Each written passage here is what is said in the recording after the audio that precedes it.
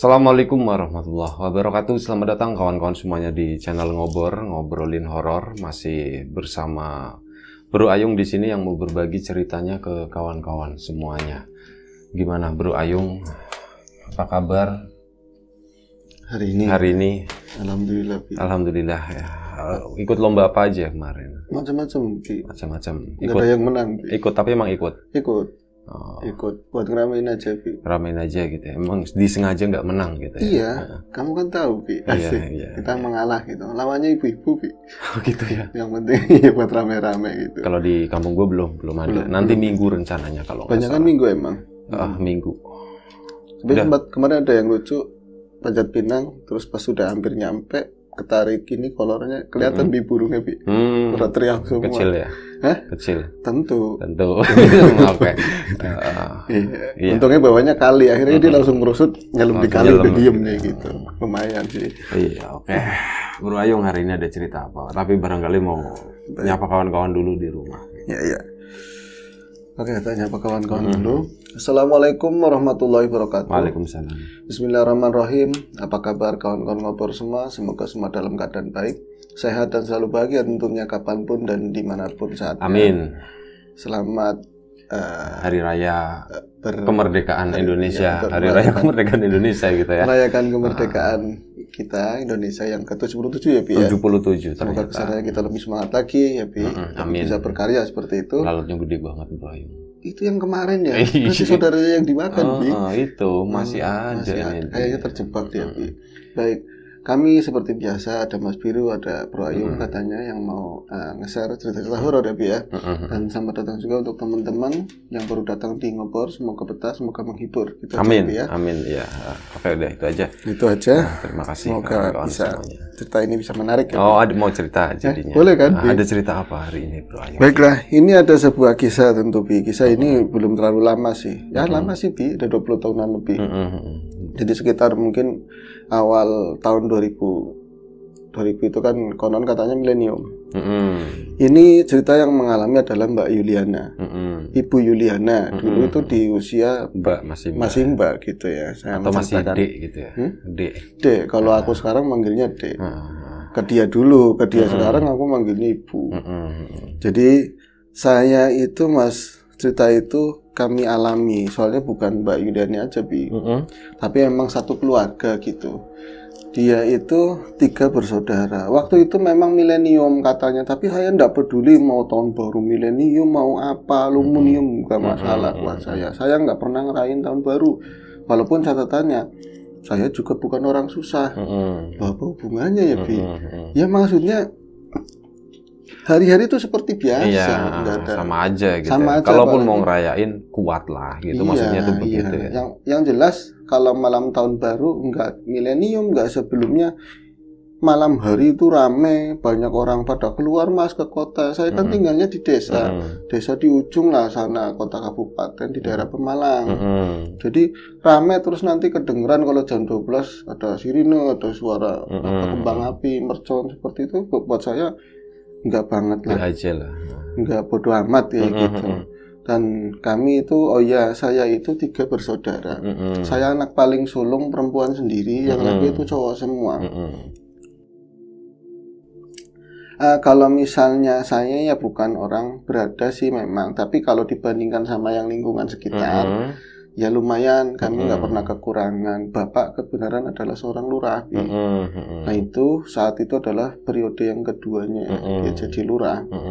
Jadi kalau dari kecil saya memang nggak diizinin sama ibu atau bapak itu main sama tetangga-tangga gitu loh. Ya gimana enggak, tapi kami sih betah-betah aja. Orang di rumah aja anaknya kuli banyak. Yang tani, iya, udah banyak ya, anak kecil. Jadi udah uplok-uplok di rumah.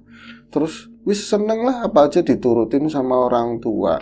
Kayak gitu. Terus masalahnya apa, Mbak? Nggak ada. Semua baik-baik aja. Waktu itu aku benar-benar bahagia jadi anak perempuan paling gede. Yang lain itu 2 laki-laki kembar. Yang laki-laki kembar itu ya mungkin 5 tahun di bawah saya.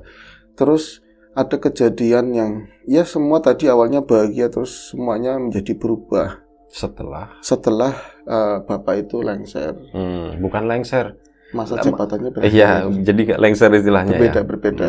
Masa jabatannya selesai. Masa jabatannya gitu. selesai. Setelah Bapak masa jabatannya selesai, waktu itu saya udah kuliah, baru semester 1 katanya di Jogja sana. Itu yang akhirnya kuliah semester 1 itu artinya musim kemarau. Musim kemarau ya. Benar benar. Iya, bulan Juni Juli itu kan. Iya, biasanya seperti itu, masa anu baru ya. Awal banget ya. Awal banget. Sebenarnya lagi senang-senangnya saya mengenal dunia perkuliahan, tapi ya kayak gitu harus terganggu dikit-dikit. Ibu telepon bapak parah, bapak sakit ya. Sakit Bi. Setelah selesai masa jabatan. Setelah masa jabatan, bapak jadi benar-benar orang yang tadinya powerful, badannya emang nggak terlalu gede, tapi dia orang sehat. Aku yakin bapak orang sehat bisa langsung sakitnya itu langsung yang nggak bisa ngapa-ngapain gitu loh. Langsung kek gitu ya. Iya, langsung kek ya bahasanya, kalau sini langsung ya, ini istilah iya, betul. Langsung nggak bisa ngapa-ngapain. Itu jadi benar-benar buat kami ini apa ya, sisa-sisa dari hartanya bapak gitu ya, yang dia pegang tabungan dari mana habis buat berobat. Dibawa ke dokter, ke rumah sakit ini itu tetap aja nggak ada perbaikan. Sampai ke apa namanya perobatan alternatif, tabib dibawa ke sini, ke pulau lain, tetap aja seperti itu. Kalau nyebut dukun itu kan sensitif, kurang ini ya, tabib aja gitu ya. Dia langsung brek otomatis di situ pun aku yang baru senang-senangnya kuliah terganggu masalah pendanaan dan lain-lain. Udah gitu bukan cuma itu aja, adekku yang aku pikir nurut gitu loh. Yang 2 orang itu. 2 orang aku pikir nurut. Udah mulai badar, nggak mau pulang ke rumah sama sekali. Dengar-dengar udah mulai minum-minum, ada yang narkoba, ada yang macam-macam. Kok keluarga jadi berantakan begini setelah bapak itu masa jabatannya selesai, sakit seperti ini. Akhirnya di titik tertentu emang aku nggak bisa konsentrasi buat belajar.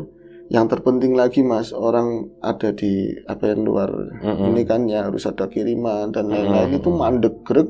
Akhirnya aku mutusin buat selesai, nggak lanjutin kuliah. Nah malam itu Mas, singkat cerita aja Mas. Iya, aku bilang itu singkat cerita aja. Aku pulang karena memang bapak itu nggak memungkinkan lagi, bahasanya kalau persentase buat dia sembuh itu nggak mungkin lah. Tapi anehnya bertahan gitu, dan teriak-teriak kayak gitu sampai orang-orang yang tadinya itu kuli-kulinya, orang-orang yang deket itu nggak ada yang mendekat sama sekali, Bi. Gara-gara kayak gitu, sakitnya itu kalau bahasa sini itu medeni. Di sini gitu. Iya. Medeni, teriak-teriak, Bi, kayak ada yang mengancam, kayak ada yang mau datang, ketakutan, ada seperti itu, ketakutan yang berlebih. Tapi ya memang sakit sih.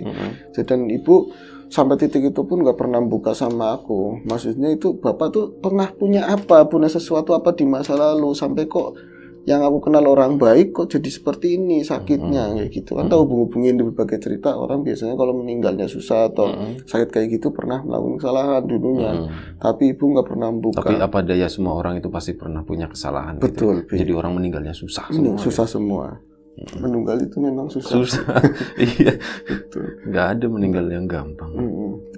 Akhirnya malam itu aku pulang dari Jogja membawa koper lah. Tas koper itu yang diseret ini ada rodanya. Naik taksi dari terminal, itu ada taksi nyampe ke kampung. Sepi banget tumben. Aku pikir ya memang beda sih, lagi zamannya bapak itu tetap ada rolling ronda. Apalagi itu masih sore jam 11-an, itu sepi banget, kok nggak ada orang satu pun. Itu kan rumahku kan gede Mas. Ya nggak gede-gede banget sih, tapi ada pagernya, terus ada yang pagar besi itu loh ya. Ini pelatarannya juga agak luas. Aku pas mandek di situ bayar kan ke taksi. Ya Mbak, bayar. Itu langsung pergi. Pas sudah seperti biasa. Yang langsung pergi siapanya? Tukang taksinya. Supir taksinya. Taksinya ditinggal. Taksinya ditinggal gitu ya. Ya nggak dibawa, taksinya juga dipanggulkan ke sana. Akhirnya kok ini rumah biasanya dikunci kok enggak. Tak lihat di pelataran nggak ada motor sama sekali. Berarti emang bocah dua itu bandel-bandel. Biasa ada trail motor-motor itu loh, karena emang daerahnya kan naik turun gitu kan. Kok motor nggak ada, berarti bocah berdua itu pergi. Pas buka ini, karena memang sama sekali nggak ada slot sama sekali, berarti terbuka lah, nggak nyantol gitu. Tak dorong begini, itu pertama kalinya mungkin saya ngerasain di rumah sendiri mau masuk takut, bener-bener masuk takut. Di depan biasanya ada lampu, tapi memang nggak terlalu terang, itu mati, benar-benar mati. Kalau tetangga aku kiri kanannya nggak ada. Depan itu teras maksudnya ya? Iya, depan teras. Jadi ada pelataran dulu, ini gerbang, pelataran baru teras. Baru nih rumahnya gitu kan. Tetangganya jauh-jauh. Ada di depan tapi rumah suwung. Oh, samping kanan kiri itu kebun gitu. Kebun. Terus aku mau masuk melangkah ke dalam itu. Loh, kok rumah kok gelap begini, sepi banget. Tiba-tiba ya kayak gitu merinding, kok ada perasaan takut kayak gini. Nah, tumben banget kayak gitu loh. Terus biasanya di area situ pun dengar suara bapaknya, Bi. Walaupun jauh, kadang-kadang bapaknya sokan teriak gitu. Ya ada lenguhan sakit atau apa, kok senyap banget.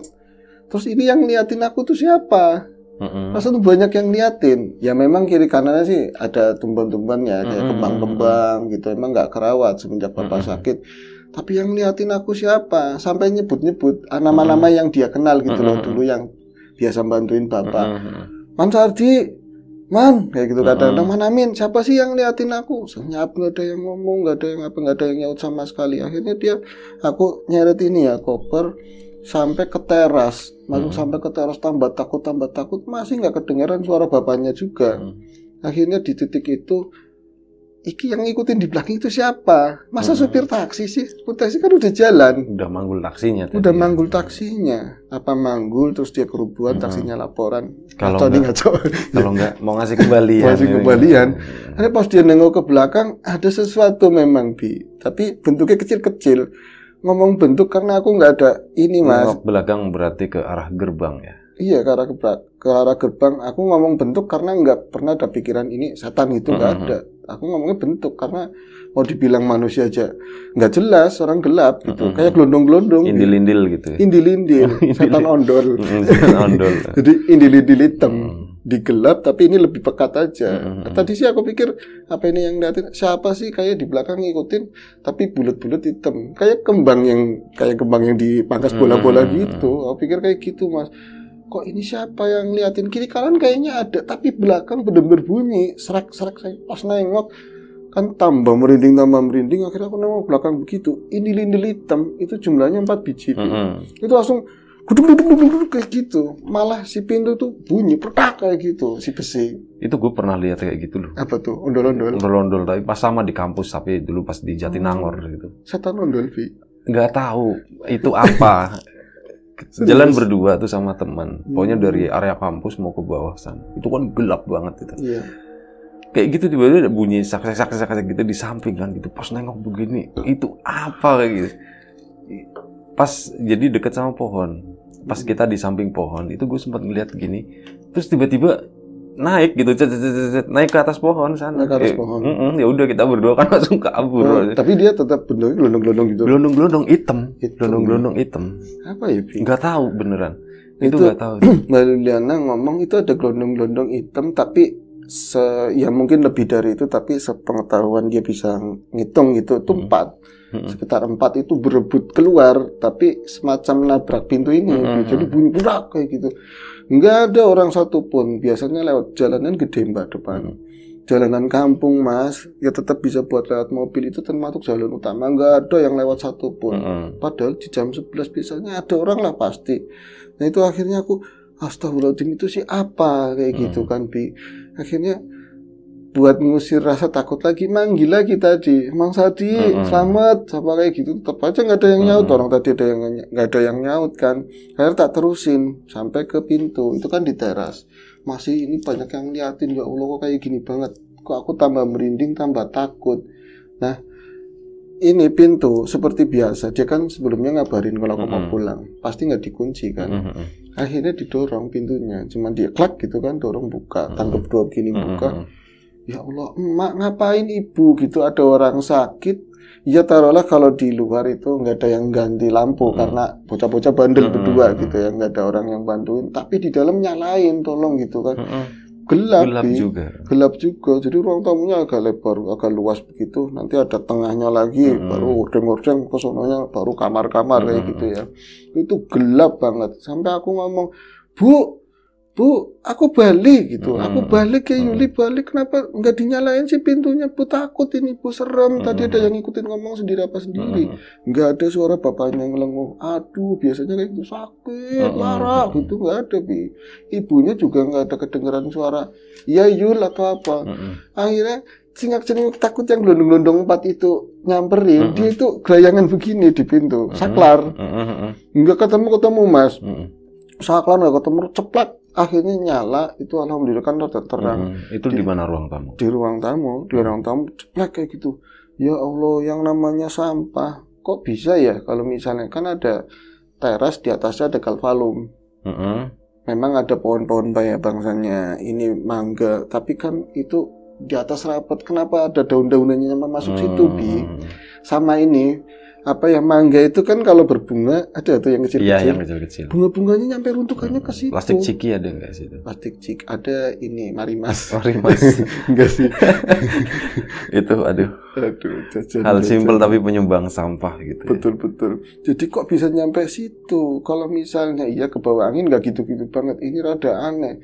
Lagi-lagi aku tambah merinding. Aku bengok-bengok Mas. Aku ngundang. Jadi dia walaupun baru sedikit di Jogja udah mulai kegawetannya, gitu. Udah Bu, iki sih Bu, kok nggak dinyalain lampunya? Tahu-tahu pintu itu bunyi lagi, dedak kayak gitu yang di luar jauh. Itu gerbang yang di luar jauh itu. Nah di situ pas bunyi dedak lampu ini mati, yang di ruang tengah, yang baru dinyalain. Mau jerit gimana? Ya malu, tapi nggak jerit ya emang takut. Akhirnya cuma astagfirullahaladzim, bisa kayak gitu. Dia langsung, karena arah suara dari depan, dia langsung nengok. Kalau kita gimana, Bil? Bangset gitu. Iya, orang Tegal itu. Terus dia langsung nengok ke arah depan. Disitulah saya pertama kali melihat pemandangan yang kalau ngeri-ngeri sedap, Mbak. Ngeri-ngeri sedap. Serem banget, Mas. Jadi pas ngelihat ke depan sana, berarti balik arah begini, wis tubuh itu dikunci, bener-bener kayak disetel dikunci, cep kayak gitu, nggak bisa ngapa-ngapain, mulutku buka. Itu ngadep kemana bro? Ngadep ke gerbang, kan lempeng banget. Pintunya belum ditutup ya? Belum sama sekali. Orang dia masih berdiri di pintu, masih belum masuk sama sekali. Kan gerayangan begini kan? Gitu ya? Iya. Nanti dia nyamuknya masuk soalnya. Masuk. Dia putar balik begini, langsung aku cuman bisa nganga, begini mangap, mau nyebut susah, mau apa nggak ada bergerak sama sekali. Yang kelihatan itu geletak gitu, Bi. Memang gelondong-gelondong hitam itu masuk lagi, tapi cuma 2. Itu seolah-olah dia nabrak pintu terus membukain. Tapi nggak lebar banget, paling setengah meter. Tapi dari arah samping rumah, berarti depan samping, itu kan pakai ada besi-besinya. Terus nanti ini yang patur-patur ya, yang plasteran tembok kan. Dari sela-sela itu kelihatan banget ada bocah. Mirip kayak gelondong-gelondong hitam lagi, tapi itu bentuk sosok, benar-benar bentuk sosok. Jadi mereka itu berempat, lagi-lagi berempat, bawa keranda, Bi. Aku nggak ngomong keranda sih, bukan Mas katanya. Loh, gimana? Kalau keranda kan biasanya ada tutupnya, buntu-buntu. Dia tuh kayak lebih bawa ranjang, tandu, benar bawa tandu. Terus materialnya mungkin bukan dari besi. Sempat aku menang nggak bisa ngapa-ngapain, tapi neliti itu agak belok-belok begini, mungkin kayu gelondong-gelondong kayak gitu loh, nggak ada tutupnya. Makhluknya kecil-kecil banget, 4 biji lah, sambil ya goyo kayak gitu. Kelihatan lama, tapi ini bergerak susah banget, nyebut apa aja nggak bisa dia, bergerak susah banget. Perasaan kayak nggak belok loh di depan pintu persis, kayak set kayak gitu. Tahu-tahu udah ngadep ke arah aku persis ke sini. Lah pintu itu kan buka setengah meter, nembus 4-4-nya kayak gitu loh, nembus bener-bener kayak itu loh. Kalau aku kan sering-sering ini sekarangan gitu ya, sering ngedit apa. Kalau ketemu ini kan misalnya permintaan video sama video kan biasa. Transisi kayak gitu, katanya plus masuk kayak gitu. Tambah merinding, tapi itu nggak bisa bergerak sama sekali. Makhluk itu yang 2 gelondong-gelondong itu buyar, kayak ditarik pintunya ke sini. Ini ke sini, jalan mendekat ke arahnya si Mbak Yuli itu. Makin jelas. Makhluk itu emang kecil-kecil banget. Kecil-kecil ya, tingginya kayak setengah meteran. Makin jelas makin ke sini, mukanya tuwir-tuwir banget. Tua-tua banget, telanjang dada, Bi. Tapi kayak banyak bulu-bulu kayak gitulah. Udah dewasa lah ya. Dewasa, Bi. Laki-laki dewasa. Di sini pakai kayak ikat, tapi miring, di sini ada lancipnya kayak gitu loh. Mereka itu lidahnya kayak ledak panjang. ada caling-calingnya gitu. Jelas banget sih Mbak aku ngomongnya gitu. Ya orang aku nggak ngapa-ngapain ketompo begitu Mas, pengen lari, pengen kencing, apa udah kencing aku nggak tahu deh saat itu, pokoknya kok kesini, ini bener-bener ke arah rumah, kayak mau jemput siapa nggak tahu kayak gitu. Aku juga waktu itu nggak kepikiran bapak lagi sakit, di dalam ada ibu nggak ada, pengen lari menyelamatkan diri dari makhluk-makhluk itu. Dan itu memang kayu Bi yang digotong. Yang digotong keranda tadi. Makin dekat makin jelas, makhluknya makin jelas. Aku sebisa mungkin, walaupun dia nggak ngeliat mukaku sama sekali, enggak, makhluk ini memang cuek gitu ya, cuek, nanar, kalau kayak seakan-akan sambil ngerokok itu, cuman enggak sih Bi, yang ngerokok doang.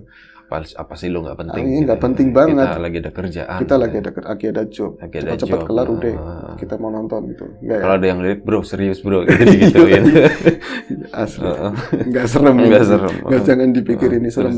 Bentar bro Ayung. Oke. Tanggung. Itu ya, tadi udah mulai masuk dan nyuekin gitu. Cuman berarti lewat gitu aja gitu ya. Bener-bener lewat, belum lewat tadi. Belum lewat. Cuman tapi, matanya itu nggak mengarah ke Mbak Yuliana itu ya. Sampai mungkin kalau bahasa dikeren-kerenin ya, mungkin satu tombak pun dia masih nggak ngelihat ke arah Mbak Yuli sama sekali. Saya maksudnya ini koper mau tak geser kalau memang lewat kayak gitu, nggak bisa bergerak matung sama sekali. Dan kalau dia kemari itu pasti nabrak saya, yang gotong sebelah kanan. Kereta-keretaannya itu gitu. Iya, sama bocah-bocahnya sih, bocah tua itu, bocah tua nakal, bocah tua itu kan pasti nabrak saya. Udah ngejujur begini, makin lama makin jelas itu. Aku nggak ngomong menjijikan ya, takut mereka tersinggung, tapi serem banget, benar-benar serem. Dan yang digotong itu emang gelondong kayu yang udah dikupasin tapi mengkilap dan di atasnya itu ada rantai. Rantai-rantai semacam rantai itu krak kayak gitu terus. Mereka tumpukan kayak ada kunci 2 begitu, nantinya buat begini mungkin ya. Tapi mereka itu yang di tengah tumpukan tapi gerak terus, krak. Oh, yang gerak karena goyangan. Enggak, jadi mereka goyang tapi teratur gitu, kayak ada iramanya. Mereka ada suara kayak, aku yang dengar cuma jukut, ambil kayak gitu, tapi nggak jelas. Kata Mbak Yuli nggak jelas gitu, tapi siri di atasnya itu krak kayak gitu terus. Nah, pas udah deket banget tinggal lihat, tinggal nempel ke saya itu kayak ada kayak batangan besar. Tuh tahu tuh kayak di bes kayak gitu loh Bi, tapi nggak nyakitin. Yang di bus itu Mbak Yulinya sekopor-kopor kayak digeserin. Kayak gitu. Digeserin. Jadi posisinya aku kerasa ada tangan gede ginilah kayak bocah diginiin. Terus tahu dia udah posisinya nyamping begini. Minggir yang sama sekali nggak bergerak juga. Itu ngeliatin mereka itu lewat.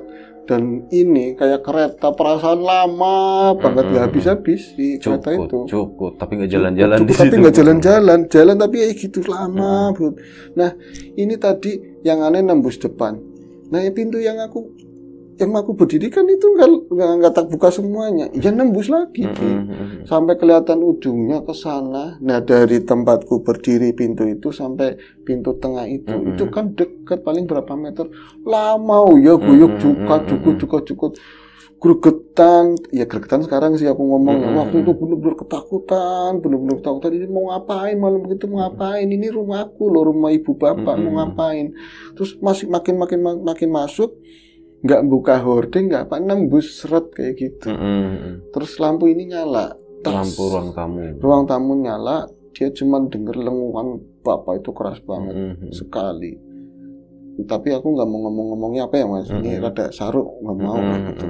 Dan di situ aku rada bisa bergerak, mulai ada nafas gitu yang nyampe ke jantung, nyampe ke paru-paru itu kayak nyampe. Tadi tuh nyesek banget, ini bisa nyampe ke sini. Mulai narik nafas kayak gitu, baru dengar suara tangisan ibu, bapak kayak gitu kan. Akhirnya aku menghambur masuk ke dalam, bapak nggak ada. Maksudnya di situ nggak ada bapaknya? Iya, nggak, maksudnya bapak itu meninggal. Oh, udah meninggal itu, dan bilangnya bapak nggak ada gitu. Iya. Tapi bapaknya ada. Cuman meninggal. Dan saat itu pun ya aku dibilang bukan nggak sedih ya, bukannya aku nggak sedih ngeliat bapak meninggal, tapi penasaran itu malu pada kemana, gitu nyarinya itu. Jadi ada kecenderungan mungkin begini ya Mas, kita punya orang tua sakit lama, jadi kita lebih siap kalau misalnya ada apa-apa kayak gitu loh. Jadi bapak meninggal, ya aku lebih siap kayak gitu lebih siap daripada yang mendadak. Tapi ya itu makhluk itu pada kemana. Tapi aku nyariin, loh kamu nyariin apa Yul? Orang bapak kayak gini, tangisan ibunya. Baru aku tumpah nangis di situ. Bocah-bocah pada kemana? Dua-duanya pergi dari kemarin katanya belum pulang. Nggak ketunggun bisa anak laki-lakinya. Nah itu pas setelah itu kan dia itu masih penasaran nyari nyampe ke belakang-belakang, nggak ada sama sekali makhluk-makhluk itu. Itu kejadian yang serem banget yang aku alami. Dan sampai pemakaman bapak nggak ada peristiwa yang aneh-aneh. Yang aneh-aneh itu nggak ada. Tapi ada satu orang tua yang setiap tahlilan itu selalu terakhir. Maksudnya? Pulangnya terakhir. Pulangnya terakhir. Orang tua orang situ atau? Orang tua orang situ. Dan Mbak Yuli kenal, tapi kalau hari-harinya di sana tuh dia dianggapnya kayak orang bisa tapi nggak mau yang menongol gitu nggak loh. Jadi dia itu kadang-kadang dimintain. Diam-diam aja. Iya, kadang-kadang pendapatnya apa tentang hal batin lah kayak gitu. Tapi yang nggak nakal, orangnya baik kayak gitu. Tapi ini nggak pernah ngomong-ngomongin bahwa bapak tuh begini-begini, enggak. Tak selalu itu terakhir karena memang bocah itu bapaknya meninggal, yang dua itu tetap nggak pulang, Bi. 3 hari pulang, bapak wis mati, Mbak. Bangset banget katanya, bapak wis mati. Sampai dimaki-maki sama orang-orang yang persiapan buat 3 hari kan banyak yang lewangin gitu ya, banyak yang ngebantuin masak. Bocah belakang, bapaknya balik orang mati, bapaknya meninggal. Iya, kuali. Bapaknya meninggal nggak balik kayak gitu, bisa kebalik begitu ya. Biasa aja, Bi. Alah orang ketara katanya, udah kelihatan mau mati. Bu, duit bu, kayak gitu. Udah ketebak katanya, kurang ajar banget dua-duanya. Akhirnya apa? Pas, nah ini cerita tadi ya, bapak-bapak tua itu, setiap tahlilan ini selesai, dia itu terakhir. Tapi ya yang lain itu ngerewangin ini, beres-beresin gelas apa ya, dia selalu duduk itu paling depan, di depan, nggak mau di dalam, di luar nanti kalau mau pulang itu dia nyamperin ke Yuli. Kalau kemana enggak, Yul, bapak didoain ya Yul, ngomong kayak gitu terus, bapak didoain. Akhirnya dia kayak semacam melihat sesuatu tapi nggak ngomong. Akhirnya tak tanyain masalah yang gotong-gotong itu pas hari ke-7-nya. Mungkin cerita dulu terus maksudnya nanya apa sih gitu. Apa sih, iya kayak gitu. Akhirnya, Mbah, sampean selalu nyuruh aku doain bapak, anaknya doain bapak, Mbak, nggak usah disuruh juga kayak gitu. Iya no kayu, mau cerita aja, Mbak. Ya nggak usah, wis terjadi katanya kayak gitu. Tapi nyenengan yang penting ngerasa bapaknya orang baik ya, udah baik semua sama keluarga. Iya wis syukur, semoga Amalia itu tetap bisa diterima. Akhirnya buka, kemarin saya ngeliat kayak gini, ada yang pas meninggalnya ada yang gotong-gotong begitu. Ya memang jalannya begitu katanya. Semoga nanti nggak ada efek buat keluarga yang lain seperti itu. Nah sampai di situ pun 7 hari nggak ada apa-apa. Ternyata setelah meninggalnya bapak itu banyak orang yang datang yang nggak Mbak Yuli kenal. Jadi yang dipikir itu Mbak Yuli bapaknya itu dengan yasawa, dengan tangsi yang didapat itu cukup maslahat. Utang tuh banyak banget ternyata. Jadi ya debt collector atau apa gitu ya. Oh yang datang itu orang lagi utang. Orang lagi utang, serem-serem, maksa-maksa. Ini mobil harus dijual mobil terus kayak gitu. Jadi gaweannya aku di rumah itu bertahan dengan sisa-sisa peninggalan, jual-jual sesuatu, sawah dijual, aku tuh selama berapa bulan itu cepet banget habisnya tuh harta. Emak itu kayak orang, ibu itu kayak orang apa ya? Depresi, jadi banyak diem nggak ngapa-ngapain. Dia cuma lenguh di kamar, nanti minta di depan duduk, baru sebentar minta masuk lagi kayak gitu. Jadi benar-benar sakit. Tapi aku ngadepin orang kayak gitu terus sampai terakhir ada orang yang datang ngomong sama ibu bisa connect, dia ada utangan gede, pokoknya ikut Yulinar suruh ikut. Jadi dia harus jadi mantunya orang tersebut. Parah Bi ceritanya. Akhirnya apa? Singkat cerita Mas, saya itu menikah dengan tadi. Siapa ya namanya? Ya orang yang punya, yang pernah ngutangin bapak gede ratusan juta Mas.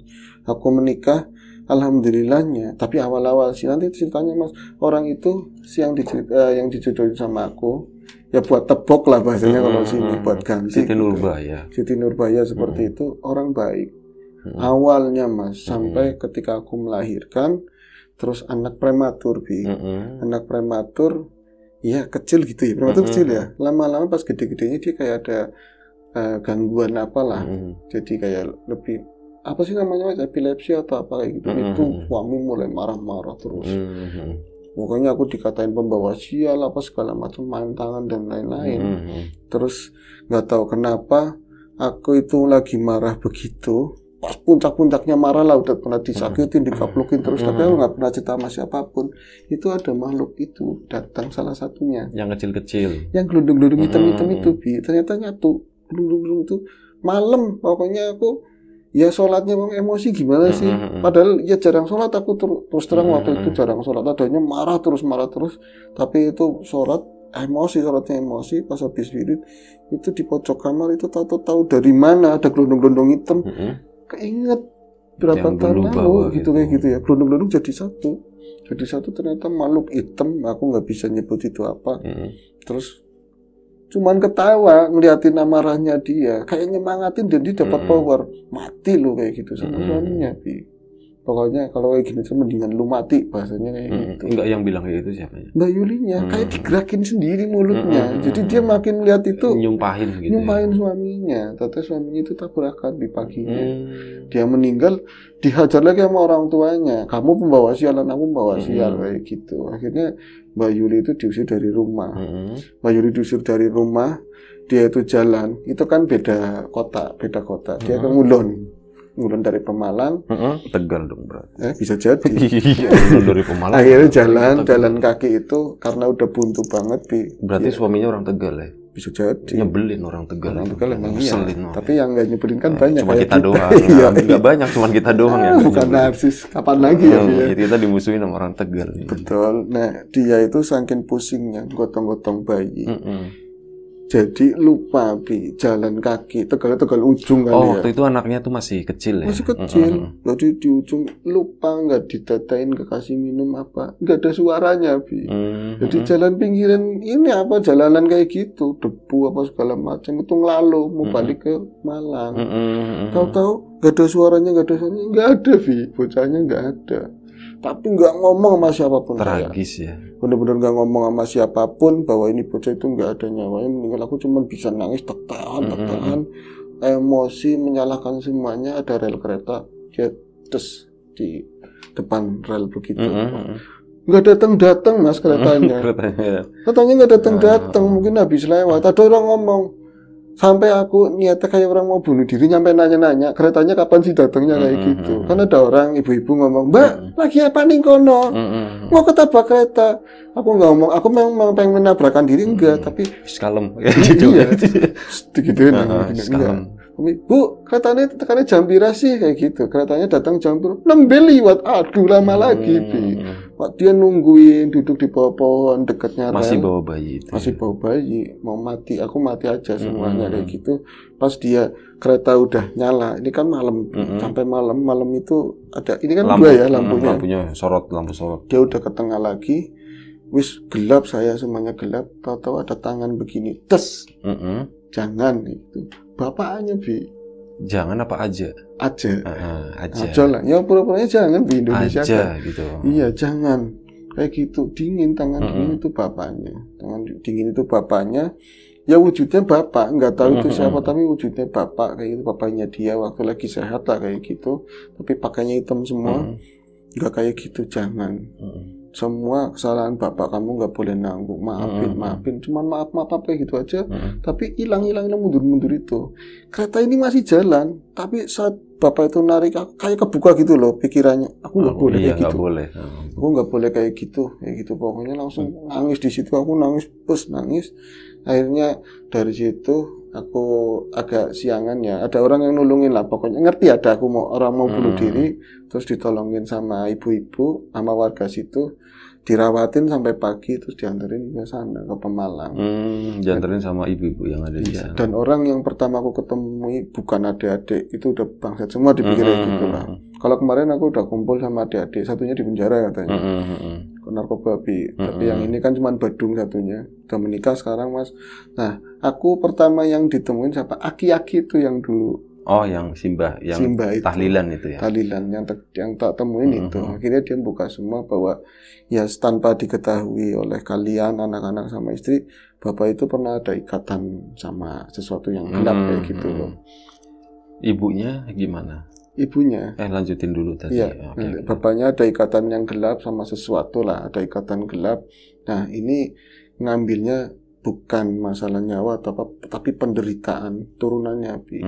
Modelnya kayak gitu. Wah, ada ya, Mbak? Iya, Mas, dijelasin kayak gitu. Jadi anakku yang ini ya, gangguan kayak gini juga itu ya ada ulahnya kayak gitu. Terus saya dapat suami ya kayak gitu.